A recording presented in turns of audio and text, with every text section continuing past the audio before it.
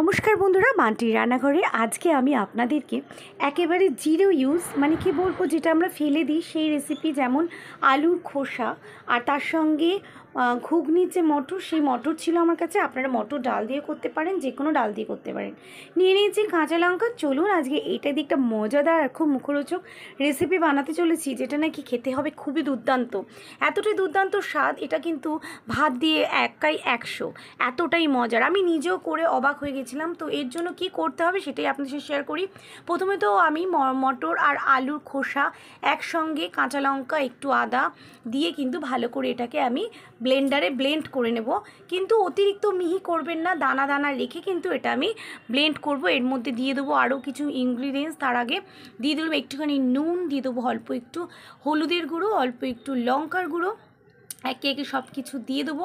Regular যে মশলা আমরা ঘরে খাই সেটাই তো। লঙ্কা গুঁড়ো আমি দিয়ে দিয়েছি চটপটা করার জন্য, একটু জিরে দিয়ে দিলাম, একটু ধনে গুঁড়ো দিলাম, সবই হাফ চামচ পরিমাণে দিয়েছি। তার সঙ্গে দিয়ে দেবো আমি এখানে হাফ চামচ পরিমাণ চিনি। চিনিটা দিলে কিন্তু টেস্টে অনেক ভালো লাগে, আর একেবারে মশলা দিয়ে ব্লেন্ড করে নিলে কিন্তু এটা খুব একেবারেই হয়ে যায়। আর অবশ্যই ডালটাকে ভিজিয়ে রাখবেন ঘন্টাখানেক আগে থেকে। এরকম একটা মুখরোচক রেসিপি আপনারাও পেতে পারেন, তার জন্য এইভাবেই করবেন।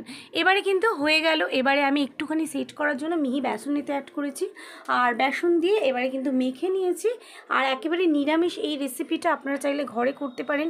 গরম ভাতের সঙ্গে অসাধারণ লাগে, আর ডাল দিয়েও কিন্তু বেশ ভালো লাগে।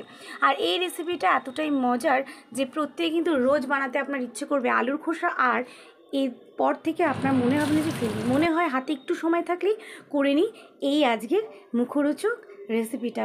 যদি ভালো লেগে থাকে অবশ্যই লাইক করবেন, আর নতুন বন্ধুরা সাবস্ক্রাইব করে পাশে থাকবেন।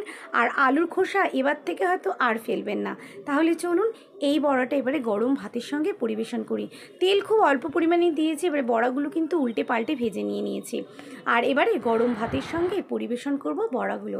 দেখে বুঝতেই পারছেন কতটা মচমচে আর খাস্তা। চলুন।